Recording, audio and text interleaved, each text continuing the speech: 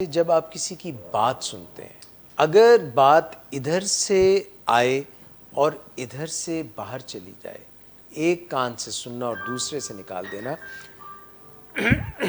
معذرت چاہتا ہوں، اس کی وجہ سے بہت سی دوریاں پیدا ہو جاتی ہیں۔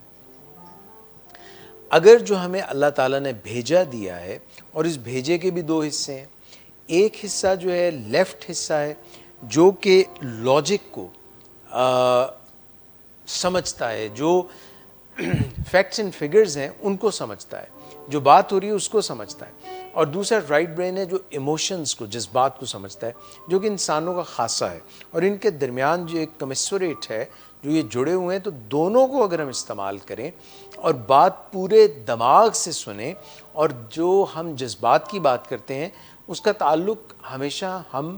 اکثر دل سے جوڑتے ہیں، کیونکہ جو واردات قلب ہے، جو دل کی واردات ہیں، اس سے ہمارے دل کی دھڑکن بڑھنے لگ جاتی ہے، یا ہمارے سانس تیز چلنے لگ جاتا ہے۔ جب ہمیں کوئی محبوب یا کوئی پیار کی بات کہتا ہے تو صرف اس کی بات جب ہمارے دل پر اثر کرتی ہے تو ہمارے دل کی دھڑکن ذرا جیا کرے دھک دھک۔ میں آپ سے یہ بات کر رہا تھا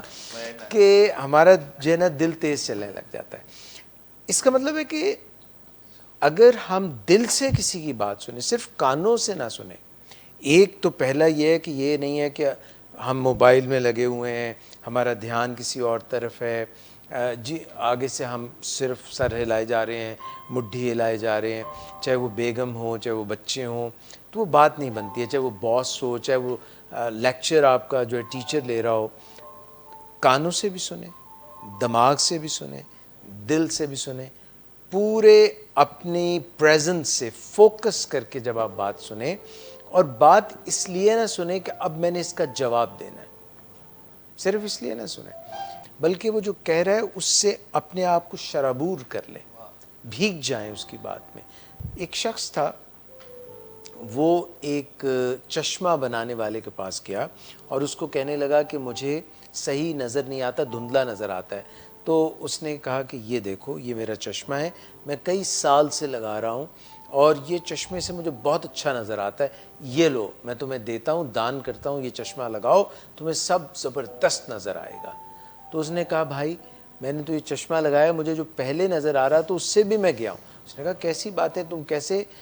جو ہے احسان مند ہونے کی بجائے احسان فراموش آدمی ہو کہ میں نے تمہیں اپنا پیارا چشمہ دے دیا اور تم کہہ رہے ہو کہ مجھے صحیح نظر نہیں آ رہا۔ یہی کچھ ہوتا ہے کہ جب ہم اپنی بات دوسرے کے حلق سے اتارتے چلے جاتے ہیں اور اس کو ہماری بات سمجھ نہیں آتی، اور ہم کہتے ہیں یار میں نے تو اتنی کوشش کی ہے بات سمجھانے کی، تمہیں سمجھ کیوں نہیں آ رہی۔ آپ ڈاکٹر کے پاس جاتے ہیں، وہ بات آپ کی اگر پورے غور سے سن لیتا ہے، آپ کا آدھا مرض دور ہو جاتا ہے۔ آپ وکیل کے پاس جاتے ہیں، اگر وہ پوری بات آپ کی سمجھ لیتا ہے، سن لیتا ہے۔